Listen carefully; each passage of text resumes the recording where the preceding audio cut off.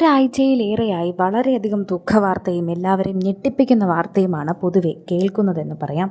എന്നാൽ അതിൽ നിന്നും വ്യത്യസ്തമായിരിക്കണേ ഇന്നൊരു ദിവസം എന്ന് പ്രാർത്ഥിച്ചുകൊണ്ട് നേരം പുലർന്നെത്തിയപ്പോഴേക്കും വന്നത് മറ്റൊരു ഞെട്ടിക്കുന്ന അതിക്രൂരമായ വാർത്തയായിരുന്നു. ഒരു പിഞ്ചു കുഞ്ഞ് രാവിലെ കിണറ്റിൽ കാണപ്പെട്ടു. അതും 2 വയസ്സുള്ളൊരു കുഞ്ഞ്. ഒന്നും അറിയാതെ കിടന്നുറങ്ങിയ കുഞ്ഞാണ് എന്ന അമ്മ പറയുമ്പോഴും എന്താണ് കുഞ്ഞിന് സംഭവിച്ചതെന്നറിയാതെ എല്ലാവരും നെട്ടോട്ടമോടുകയായിരുന്നു. അക്കൂട്ടത്തിലാണ് ഇപ്പോൾ ഏറ്റവും കൂടുതൽ വാർത്ത നിറയുന്നത്. ആ കുഞ്ഞിനെ അങ്ങനെ ചെയ്തതും ആ കുഞ്ഞിനെ ക്രൂരമായ ഈ ദാരുണ അന്ത്യത്തിലേക്ക് എത്തിച്ചതും അതിൻ്റെ അമ്മാവനാണ്. അമ്മാവൻ്റെ അടുത്ത് വിശ്വാസമായി അമ്മ കിടത്തിയിട്ട് പോയതാണ്. അമ്മാവൻ്റെ അരികിൽ കിടന്ന് ഉറങ്ങിയ 2 വയസ്സുകാരിയാണ്. അവൾക്കാണ് ഇത് സംഭവിച്ചത്.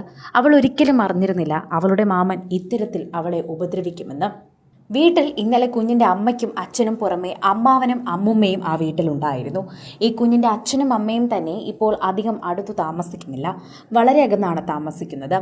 4 പേരെയും കസ്റ്റഡിയിലെടുത്ത് പോലീസ് ചോദ്യം ചെയ്യാൻ ഉച്ച മുതൽ തുടങ്ങിയിരുന്നു. അമ്മ ശ്രീധുവിൻ്റെ മൊഴിയിൽ വൈരുദ്ധ്യമുണ്ടെന്നാണ് വിവരം.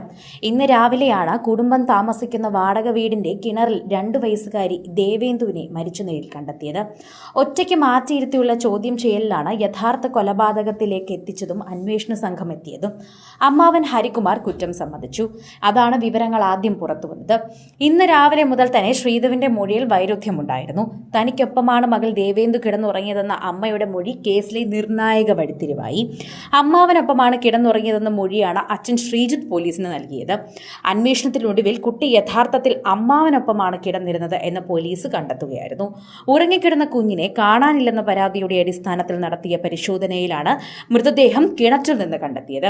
ഇതിനിടെ കുഞ്ഞിനെ കാണാതായ അതേ ഘട്ടത്തിൽ വീട്ടിൽ അമ്മാവൻ ഉറങ്ങിയിരുന്ന മുറിയിൽ തീപിടുത്തം ഉണ്ടായതായും വിവരമുണ്ട്. ഇതെല്ലാം വിഷയം കൂടുതൽ ദുരൂഹതയിലേക്കാണ് നീങ്ങുന്നത്. എന്തുകൊണ്ടാണ് ആ കുഞ്ഞിനെ ഉപദ്രവിച്ചതെന്ന് ഇതുവരെ പ്രതി വ്യക്തമാക്കിയിട്ടില്ല. എന്നാൽ കുഞ്ഞിനെ ഉപദ്രവിച്ചത് താനാണ് എന്ന് അയാൾ ഏറ്റിട്ടുണ്ട്. അതുകൊണ്ട് തന്നെ ഇനി കേസിൽ ബാക്കിയുള്ള കാര്യങ്ങൾ അന്വേഷിക്കും. കൂടുതൽ കാര്യങ്ങൾ അറിയാൻ സാധിക്കും. സ്വത്ത് തർക്കം ഉണ്ടായിരുന്നതടക്കമുള്ള കാര്യങ്ങളെല്ലാം തന്നെ അന്വേഷിക്കുമെന്നും പറഞ്ഞിട്ടുണ്ട്. അധിക ദിവസമൊന്നും ഈ വീട്ടിൽ ആരും കാണാറില്ല. ബാലരാമപുരത്തെ കുടുംബ വാടകയ്ക്ക് താമസിക്കുന്ന വീട്ടിൽ സംഭവം നടന്നു. കടുത്ത സാമ്പത്തിക പ്രതിസന്ധി നേരിട്ടിരുന്നു. അങ്ങനൊരു കുടുംബമാണിതെന്ന് നാട്ടുകാർ പറയുന്നു. കൊല്ലപ്പെട്ട കുഞ്ഞിന്റെ മുത്തശ്ശി നേരത്തെ ഒരു വട്ടം ആത്മഹത്യയ്ക്ക് ശ്രമിച്ചിരുന്നു. ഇവർ ഞരമ്പ് മുറിക്കുകയും കിണറ്റിൽ ചാടുകയും ചെയ്തുവെന്ന് പറയുന്നു. ഇന്ന് രാവിലെയാണ് കുഞ്ഞിനെ കിണറ്റിൽ മരിച്ച നിലയിൽ കണ്ടെത്തിയത്. ഉറങ്ങിക്കിടന്ന കുട്ടിയെ കാണാനില്ലെന്ന പരാതിയിൽ അടിസ്ഥാനത്തിൽ ബാലരാമപുരം പോലീസ് അന്വേഷണം ആരംഭിച്ചിരുന്നു. പുലർച്ചെ ഇവരുടെ വീട്ടിൽ തീപിടുത്തം ഉണ്ടായിരുന്നു. ശ്രീധുവിന്റെ സഹോദരന്റെ മുറിയിലാണ് തീപിടുത്തമുണ്ടായത്. അതിനുശേഷമാണ് കുഞ്ഞിനെ കാണാതായത്. തന്റെ സഹോദരൻ മുറിയിലാണ് ഉണ്ടായിരുന്നത്. പുലർച്ചെ 5:30യോടെയാണ് താൻ ശുചിമുറിയിലേക്ക് പോയത്.